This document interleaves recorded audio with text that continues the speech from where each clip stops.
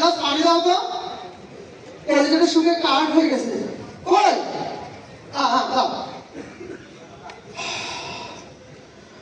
শুনলাম বুঝাতে মা, তুমি আমার অভাবী সংসারে কত কষ্ট করো, কত পরিশ্রম করো, আমি তোমার ঠিক মতো খাওয়া দিতে পারি না, পড়াইতে পারি না, তবু তুমি আমার সংসারে অনেক কষ্ট করো।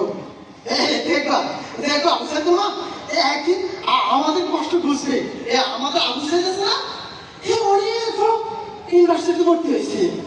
সে পড়ালেখা শেষ করে অনেক বড় অফিসার হবে, মস্ত বড় অফিসার হবে।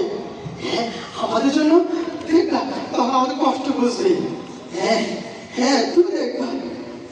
হ্যাঁ আমার সাথে মা, তুমি জানো আমার ছেলে ওই যে ইমাম সাহেব আছে না, ইমাম সাহেব বলছে আমার ছেলে নাকি 5 ওয়াক্ত নামাজ পড়ে, কোরআন তেলাওয়াত করে, ইসলামী সাহিত্য অধ্যয়ন করে।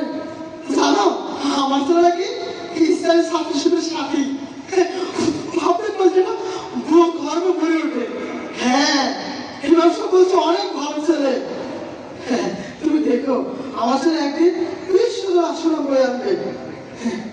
বুঝাতে মা,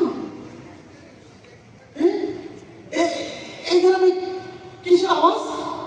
এই টেরাগ্রাম